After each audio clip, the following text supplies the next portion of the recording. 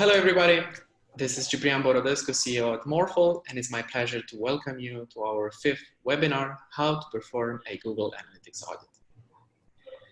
For those of you who don't know, Morphle is an AI platform for customer experience automation, where we help e-commerce companies that struggle with AI adoption by lowering the barrier for integrating AI-based solutions. And we do that by offering a suite of machine learning models that are fully automated, that can be used across the customer journey and are platform agnostic.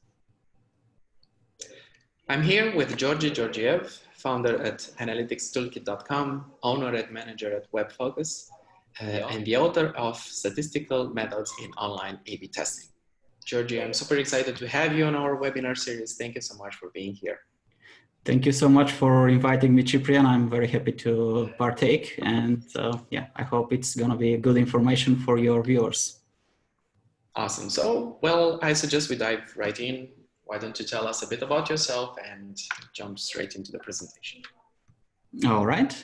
Yeah, as you said, I've been the owner of WebFocus LLC, which is basically a boutique marketing agency since about 2008.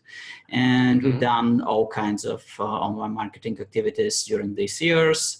We also maintain a number of our own properties, web properties. So we kind of get this holistic view of online business in general, and thus usually offer kind of end-to-end services, but for a small number of clients.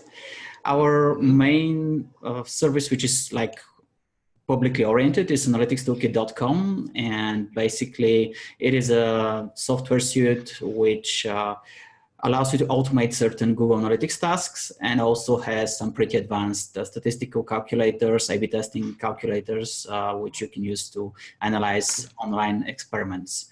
Awesome. Yeah, and as you said, the book Statistical Methods in Online A/B Testing, that's been released just a few months ago. It's been going great.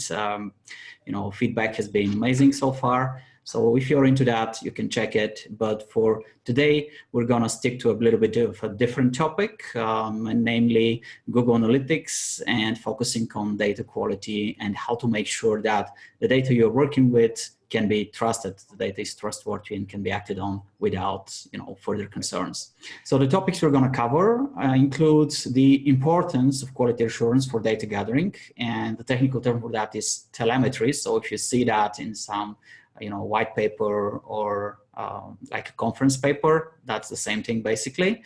Then we're gonna go to the basics of when to perform a Google Analytics checkup, because people are confused about that. Some think that it's something you do once when you set up the analytics tracking. Others are, have different ideas. So I'm going to go briefly over that. The main focus will be the toolkit of a Google Analytics Pro, and I've been a pro in Google Analytics since just about the time it became Google Analytics, basically about 2008, 2009, they launched the certification program. I was one of the first to get a certificate. The Google IQ then. Yeah, so it's been quite a long journey for me. I'm, working the Google Analytics API has been kind of a daily job for me over the past 7 years, I believe now. So yeah, I consider myself to have quite a deep knowledge of that. So that should be helpful. And then we'll go through the essential items that you should have on a checklist for performing an analytics audit. So that's it. Just a brief picture to illustrate the importance of good quality data, and this should be common knowledge by now, but I just wanna put it out there. The first process is if you have questionable data, if that's data which is not exactly trustworthy, then if you try to make data-driven decisions for your business, be it online or offline, by the way, because there are some very interesting experiments actually with Google Analytics. It can be used to gather all kinds of data. I remember one post on the analytics blog, which people were tracking the usage of their coffee machine in the office with Google Analytics. So as long as the device is web enabled, you can track it. That's just a that's funny. yeah, just a brief side note there. But yeah, so once you get the data and you start making decisions based on it. If the data is questionable, obviously the outcomes will be questionable. You may have some hits, but you also have a lot of misses, a lot of poor decisions, basically. Now, if you have high quality data, and then you have even the very same business process for making decisions, for managing risk, then the outcomes are naturally going to be much better. Now, there is no such thing as a perfect outcome, as a perfect business decision, as a perfect process, but they're going to be much better. And that's basically the garbage in, garbage out situation. That's the first case. And then you have the second case where you at least have a much better probability of making a good decision. Now, when is a good time to perform a Google Analytics audit? I've listed a few very important key points in the lifetime of a website. And so the first thing is, when you launch the website, usually it comes with analytics, and the first thing you should do is audit your analytics. And yeah, this is absolutely crucial. I mean, I can't count the number of times where I've launched a website only to find out that a crucial functionality such as the contact us form, or even the payment functionality was not working. And since there wasn't any analytics on those in a few of those cases, I wouldn't have realized that, weeks on end sometimes. Now, a very recent example was when a payment system was failing, but the tracking which was supposed to track these failures was also not working. So now you have payment failures and you don't know about that. And, it isn't until clients start to complain. And, for every client that complains, that's 10 more clients that just move on and don't use their product. So yeah, it's quite crucial to do that at launch, launching the website. And then there are a few other occasions. Basically, when you make any kind of a significant change to the website, that would be a good time to do a quick audit. It might not be, 100% thorough, but it's good to check on the important KPIs at least. You absolutely must perform an audit after a redesign or after updating the content management system. So maybe if you have some system like WordPress where there are many plugins, an update to a plugin can easily break tracking functionalities depending on what the plugin is. For example, if you have some kind of a caching plugin, that can break certain tracking functionalities. If the tracking plugin itself gets an update, then that you should definitely do a QA then. And the other scenario is a bit more, how shall I say it, less well-defined, but that's whenever the underlying business logic or the goals of the website changes. So for example, a simple example is, let's say you add an email newsletter subscription form. Well, that doesn't seem like a big deal, but it's actually adding a new important action for users to take on your website. And that is basically adding a new goal to the website. So you should also make sure that when you're doing such things, analytics, tracking, all of that is got up to speed. Now, ideally, and that's usually what you want to have in a high-stakes scenario, so we're talking millions of dollars of revenue, potential losses in hundreds of thousands or even millions, then QA of data analytics, of telemetry should be ideally a continuous process, or at least a regular process on short intervals, let's say weekly, maybe even daily. Now, having a checklist obviously helps immensely for things that need to be done manually, or partly manually, partly automated. And then something else you should consider, I would say, is anomaly detection. That's basically statistical analysis of time series, where you're looking for trend reversals, for step changes, for any kind of other any other kind of anomaly in the data. And you should be doing that for all of your key metrics. So that should be dozens of metrics for most businesses. And obviously such a process is best to be automated. Using the API is a great way to do that, by the way. Now, let's talk about tools other than those fully automated ones, which obviously most of the time should be custom tools for your case. Now, the first thing that I would recommend is the Google Chrome Tag Assistant plugin. That's a Google plugin which you can download for free. The first thing that it gives you is it gives you a snapshot of all the tags firing on a page, and that's not only Google Analytics, it includes Google Tag Manager, marketing, and all of that. But yeah, it basically tells you if the tag is firing, and if it's firing properly, it detects some kind of a number of common issues and issues warnings when there is some trouble. A useful feature of that plugin is the recording functionality. Basically, you can press a button and then do certain steps on the website. Let's say you can go through the checkout process of an e-commerce shop, and the plugin will record all the page views, all the events that happen, e-commerce transactions tracking as well, and it will display that. And you can see, like here, I've done a simple session on our site, and you can see several page views, and yeah, no events in this case, no e-commerce, but that's just a simple preview. And even better, if you're also logged into analytics, it will have a little bit more data for you here. But yeah, that's a great tool to just assess the overall workings of analytics. It's very end user friendly. You don't need to be any kind of an expert to use it. So yeah, that's a pretty cool tool. One other tool, again, Chrome specific, is the Google Analytics Debugger plugin. Now, I would consider this a more advanced tool, but it's immensely helpful in situations where you actually need to debug when there is actually an issue, and the tag assistant often cannot give you all the information you need.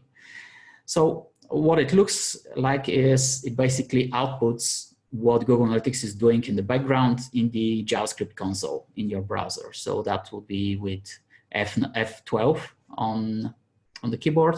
That will bring it up, and you will see something like this. So this is just a simple page view. You can see all the parameters that are being set. You can see the exact call which is being made. And here you can see all the parameters that are being sent to Google Analytics with their respective value. And that's immensely helpful when you need to figure out what exactly is going on in a certain situation. It's also very helpful when you need to work in real time on improving the setup. Let's say you want to have an event fire when someone clicks a phone link on your website. The fastest way to debug that is to use this debugger plugin. Now, the third tool I want to mention is the most basic of all, but it's also the least failure prone, and that's the Chrome Developer Toolbar, basically the network tab there. Again, that's with F12, but when you need to go to network, and then you can filter and see just the packets being sent to Google Analytics. These usually have in the URL the keyword collect, and then some parameters. And you can view the parameters in the query string section there. And it's basically the same parameter name and parameter value. And that one is obviously much harder to read. If you spend so much time with the API and the measurement protocol, you'll know what each of these means. Otherwise, it will get some time getting used to. I would only use that in case some of the other tools are not working for some reason. And there are some situations, especially when you start customizing the setup too much, that first of all, the tag assistant plugin will fail to register some things. And then even in some cases, I've seen the analytics debugger also fails to register the hits, even though they're happening. So in those cases, you're reduced to this basic tool, but it still works. Now, something that anyone can use, and it doesn't actually require any kind of a setup, is Google Analytics data itself. Previously, what I would do is actually set up a series of Google alerts, analytics alerts, and basically get an email each time some anomaly happens. Let's say I expect to have more than 50 paid click visits on a website daily. And if these drop to 5, then I would get an alert. If maybe the visits drop, maybe there's some server issue or whatever, I would get an alert. Unfortunately, that's not reliable, has not been reliable for more than a year. I don't know what's going on there, or whether Google is actually even going to maintain this tool. But there are easier ways to do it, less automated, but just as good in many regards. So for example, here we can see the bounce rate report on this website, and even from the data in Google Analytics, you can tell that something is off. So let's say if you just saw the data up to here and you were like wondering, okay, is there? Is the tracking good on this website? How are we suddenly experiencing like more than 50% drop in bounce rate? And yeah, most of the time that's a sign of double tracking, of some events firing where they're not supposed to fire, things like that. And that was the case in this scenario. Now, there could be other causes as well, but that's just a simple example of how monitoring even just a few key metrics like sessions, bounce rate, page views, maybe pages per session, and the number of, let's say, a couple of Go conversions, that can be enough to ensure that overall your tracking is is working as expected. Another tool which you can use in Google Analytics itself is the real-time reports. And what this does is show you in real time all the page views, all the events, all the Go conversions, all the e-commerce transactions as well. Yeah, the last one, only if you have additional setup for that, it doesn't actually show you the e-commerce transactions themselves. But yeah, the idea is that you can make a change to the tracking on the website and see in minutes whether it's working as expected or not based on the real user traffic on the website. And that's something you can't do with the other tools I've listed so far.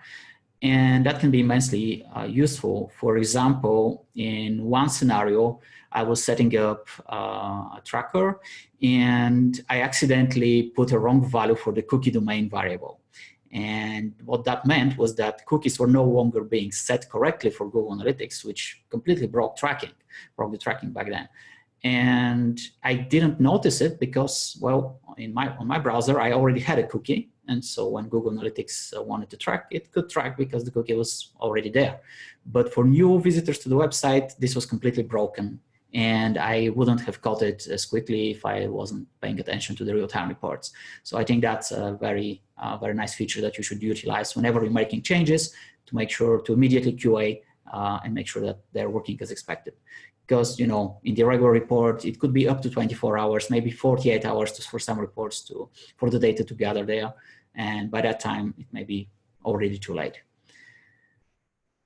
Now, something else I want to mention, and that's a tool that we've developed that was back in 2013, 2014, but we've been improving it obviously over the years, and it's still something I use on a daily basis. It's pretty much indispensable for me. That's the Google Analytics Health Status Checker at analyticstoolkit.com. What it does basically is 30 different types of data quality checks.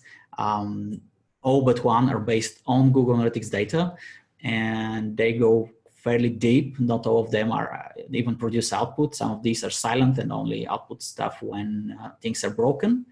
So yeah, I mean, it gives you a short summary here that you can see, for example, for this website of past failed warnings, and then detailed explanations of what's working, what's not, and what could be the potential things you can do to fix the issues.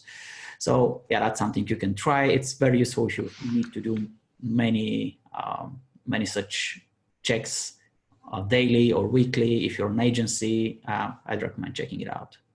Can you give some examples of the tests that you included in this plugin? Yeah, we'll actually go through the checklist now, and this checklist is covered in great detail in the tool. So all the things that we're going to talk about are, I believe, almost all of them are being checked in the Google Analytics Health Status Checker. And yeah, some of the things that are checked will not mention today, but yeah, basically everything in the presentation from this point onward, almost everything is covered in these checks. So yeah. Awesome. Now, I would say this is the essential checklist that we're going to go over. So these are things you have to check pretty much each time you deem that a data quality assessment is necessary. So the first item is the most basic one. You might think, do I even need to check for that? Like, is the code present on all pages? Do I need to check for that? That's such a basic item, but you won't believe the number of times I've seen issues exactly with this particular item on the checklist.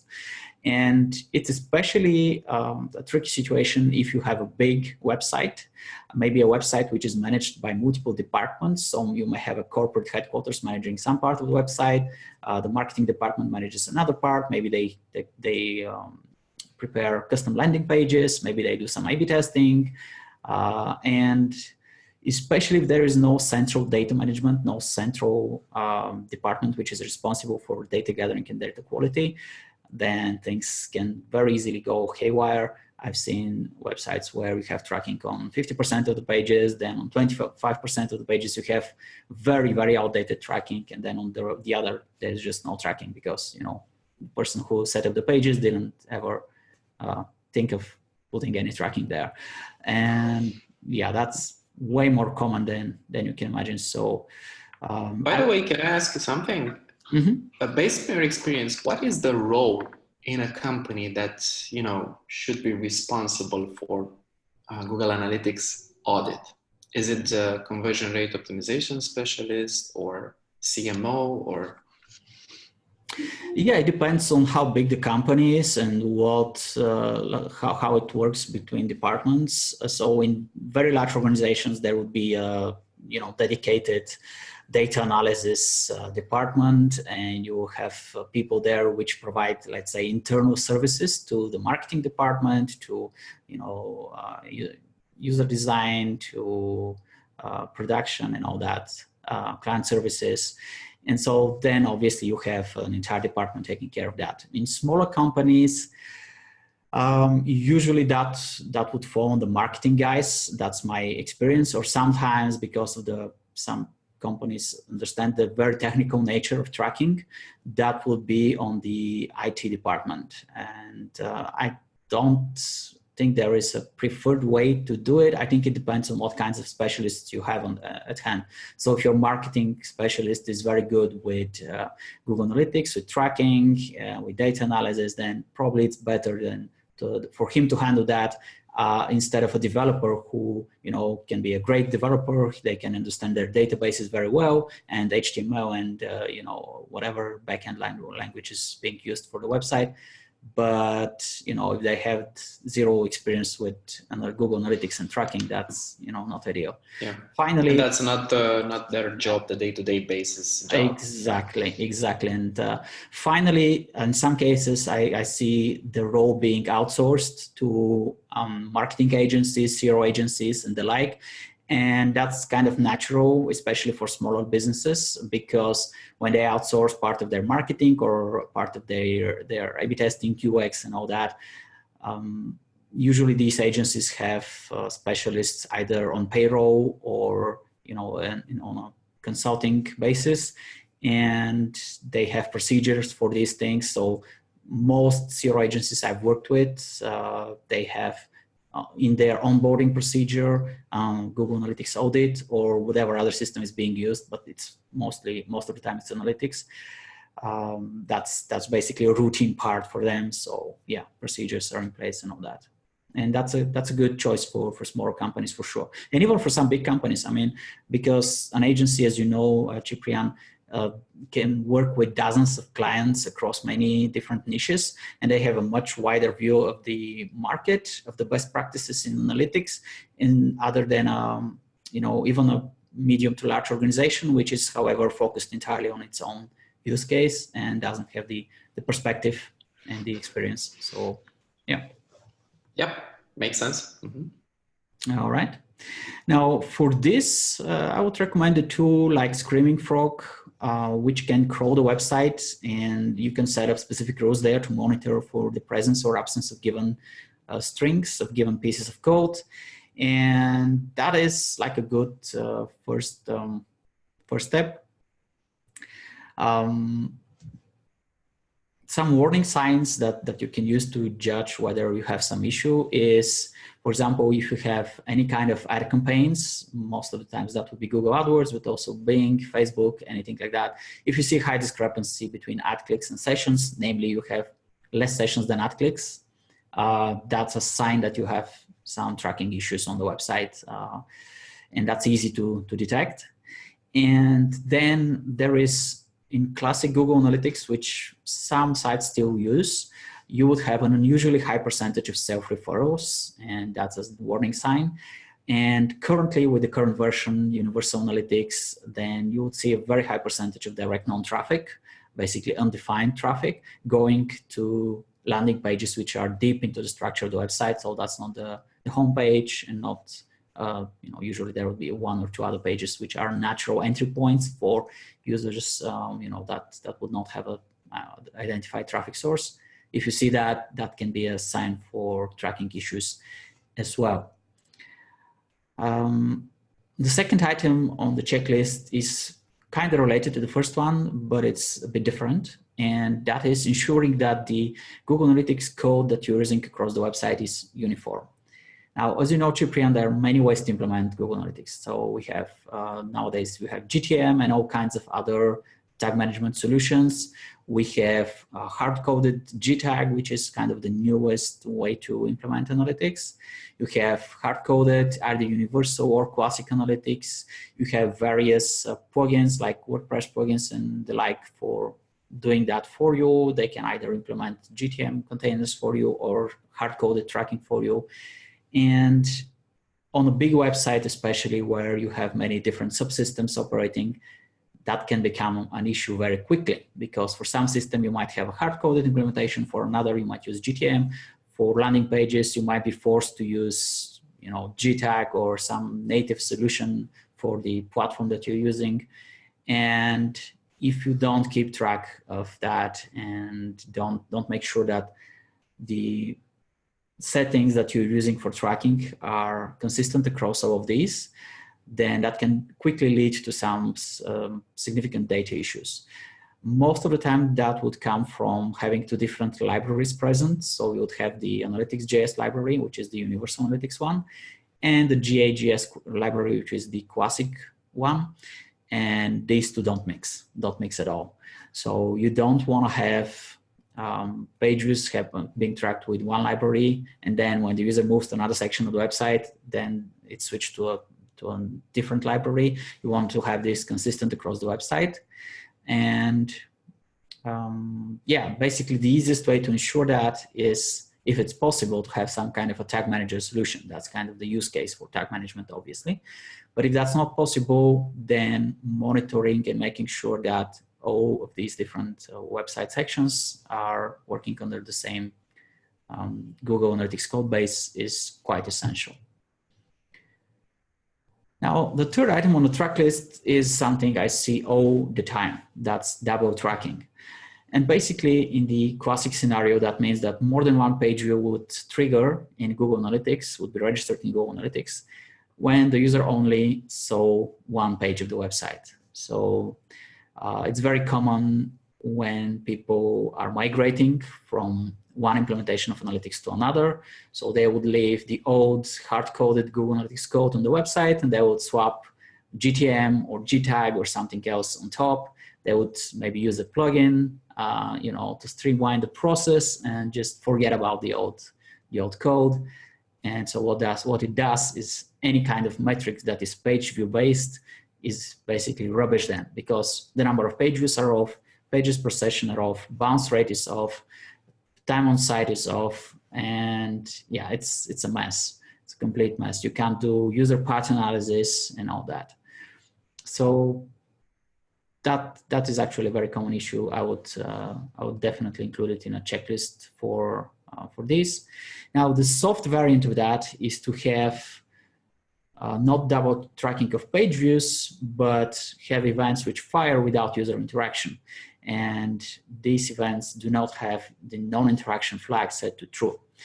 And what this means is that, let's say I go to the website and there is some event where, let's say if I stay on the website for 20 seconds, it fires to register in analytics that I've stayed on the page for 20 seconds.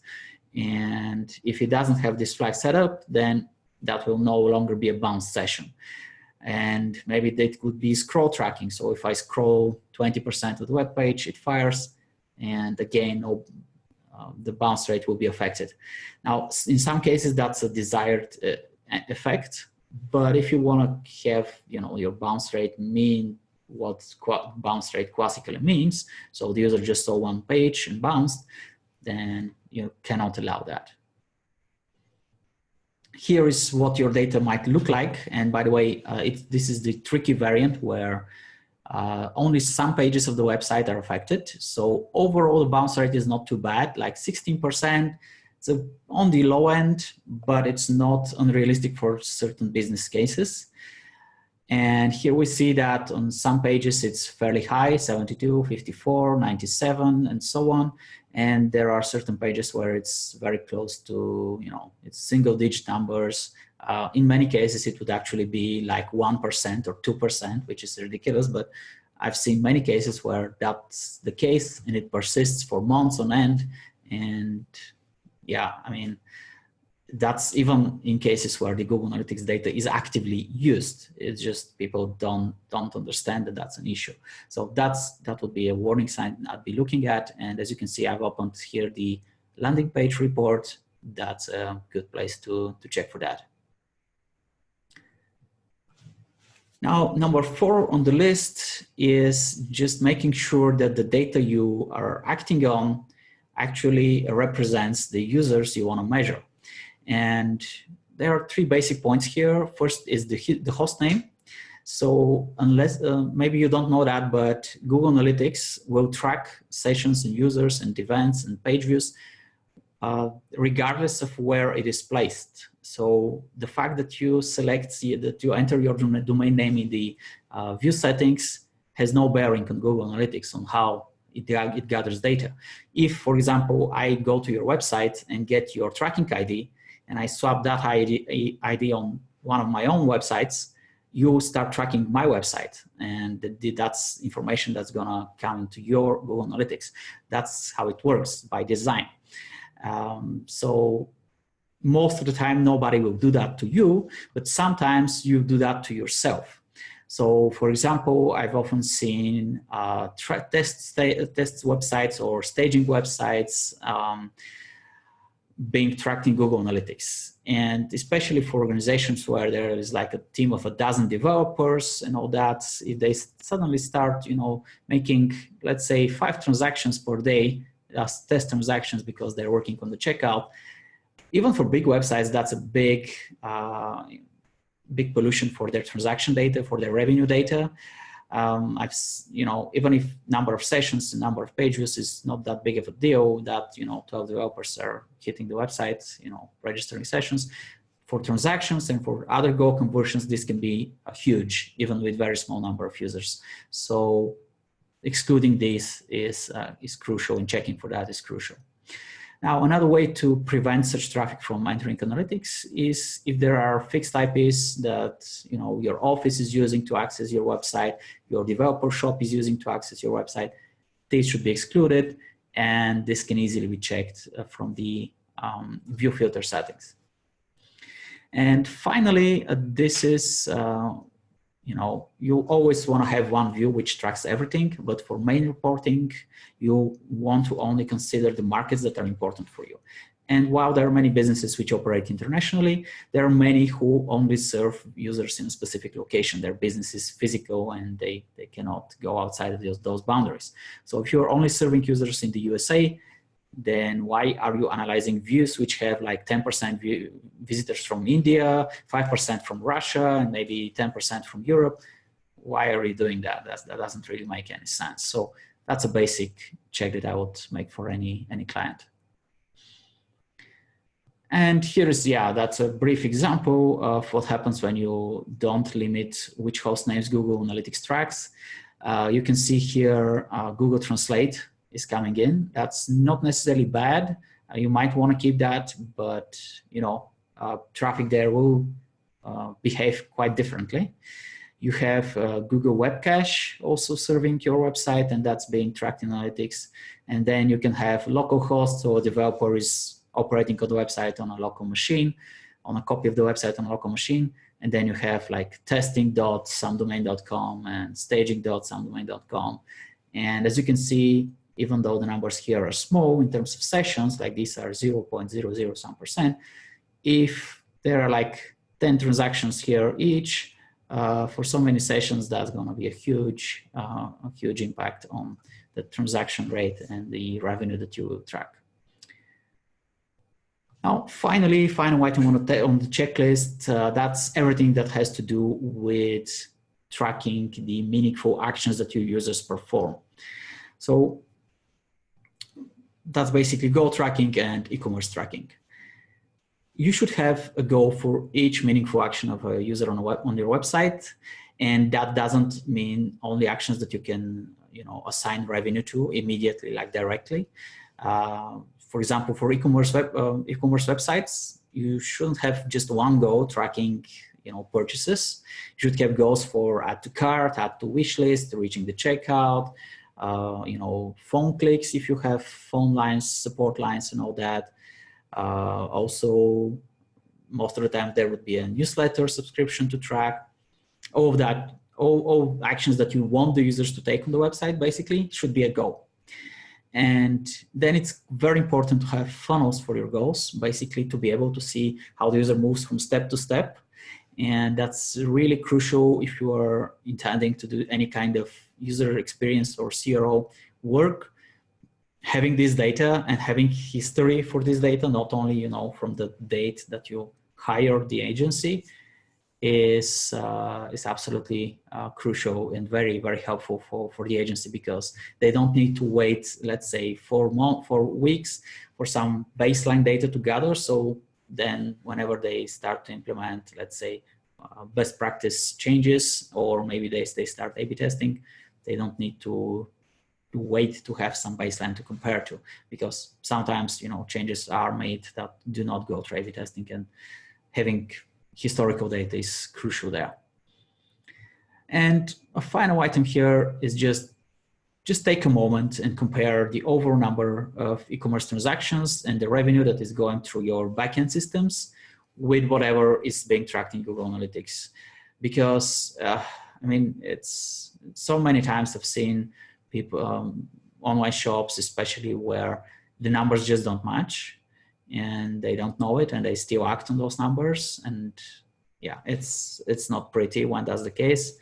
And 100% matching data is not exactly always possible, especially with nowadays things like Firefox and Safari implementing different measures to limit tracking. But still, yeah, you should know if there is a discrepancy. You should know if there is some bias. Let's say if you can expect certain browsers or users with certain configurations to convert less, to appear as converting less in Google Analytics, and not act based on biased data without correcting for that bias.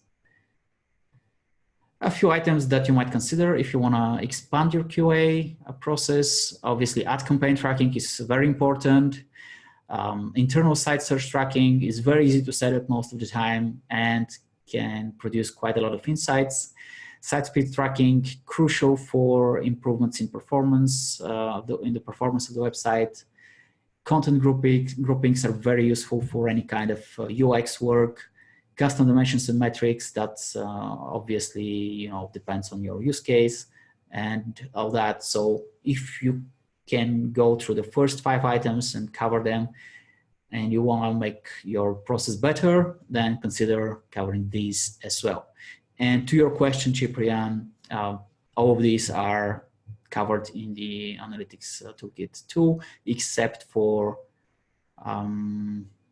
content groupings and custom dimensions, because for content groupings, it's difficult to do the assessment, because it's difficult to know the intent behind each content grouping that the user defines.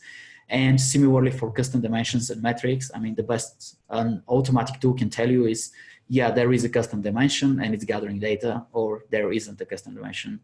But yeah, it can't do much more than that. And that's honestly not very useful. If you're using the custom dimensions, you will see that the data is there, and yeah, not much value in automating that. But if we go back further, If you have some kind of anomaly detection automated system, then having your custom dimensions plugged in there and getting alerts when something is off with this data, that should be super useful.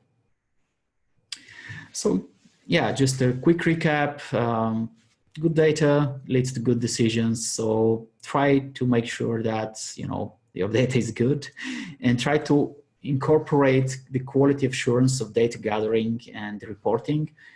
Try to make it an integral part of your business processes and not just something you review like 10 weeks after you've done everything else on your to-do list. And yeah, if you haven't used these tools, then I definitely recommend checking them. I definitely recommend implementing the checklist that I propose or a version of it in your processes. It's going to help a lot. It's going to streamline your process, and that's always good. So yeah, was that useful for you, Ciprian? Anything you've learned? Absolutely.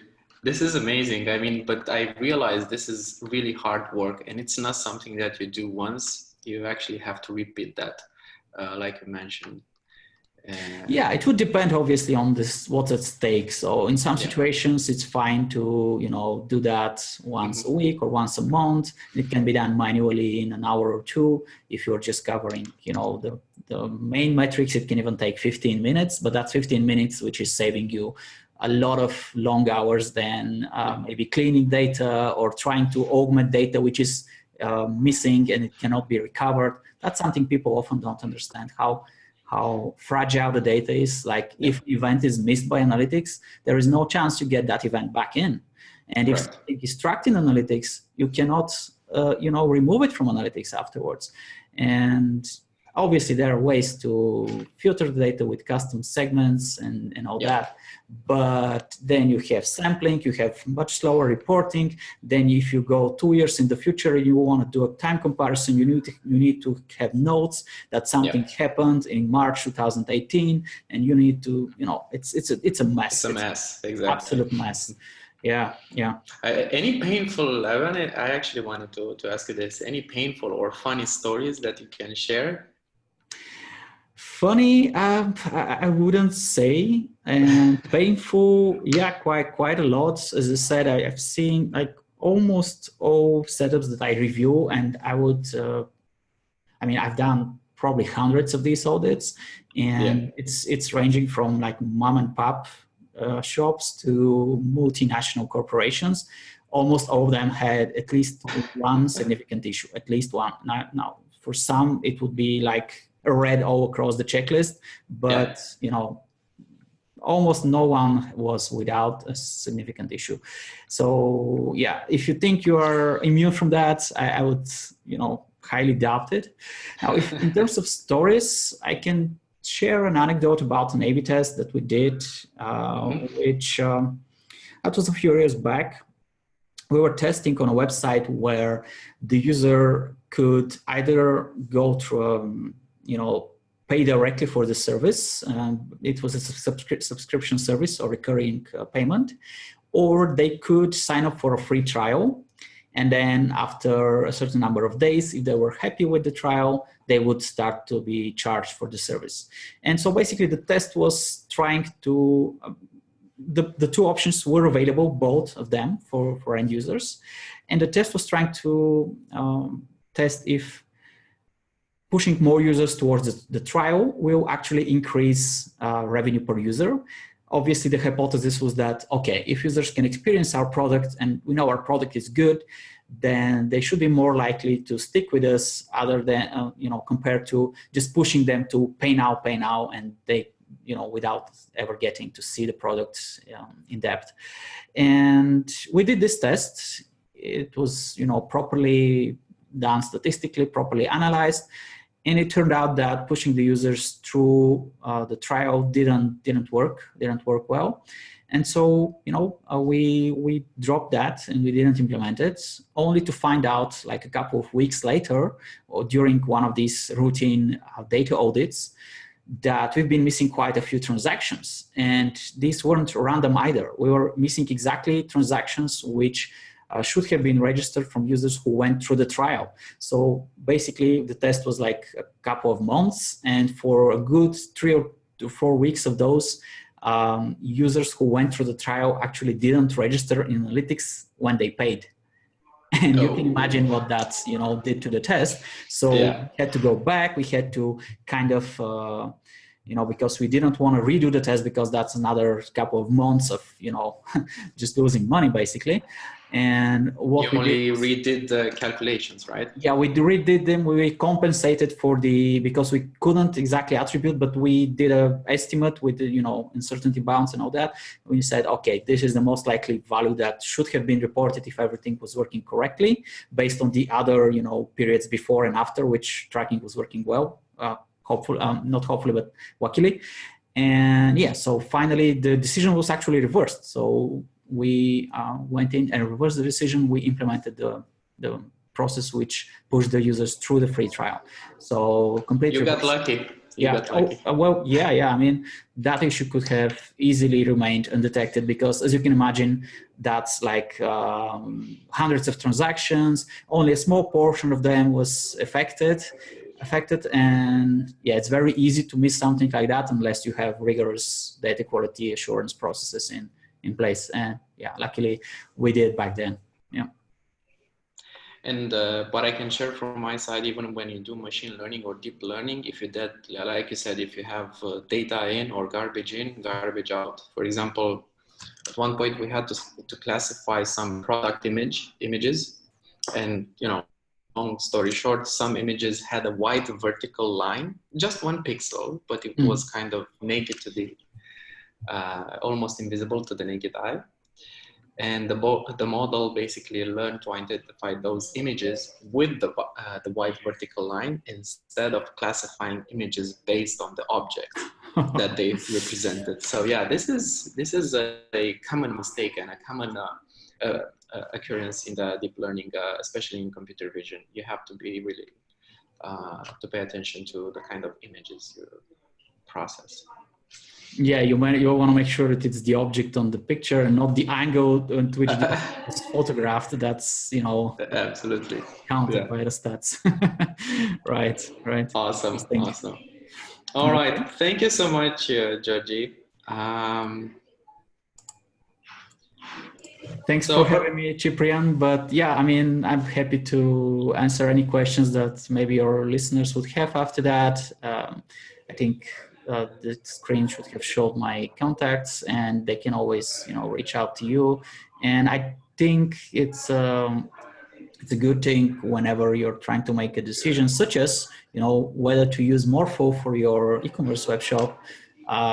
You know, before you start gathering the data to make that decision, make sure the data is good, the data is trustworthy, as it is, you know, commonly said, because yeah, some of these mistakes can be rather costly. Absolutely. All right, this was how to perform a Google Analytics audit in a nutshell. Georgie, it was a pleasure. Thank you for your insightful presentation. This is where you can find me and Georgie. Thank you all for watching, and be sure to follow this webinar series. We're going to post a new webinar every month. The next one is scheduled for the beginning of the year, so stay tuned for the next videos, and make sure to subscribe or leave a comment if you have any questions. See you next time.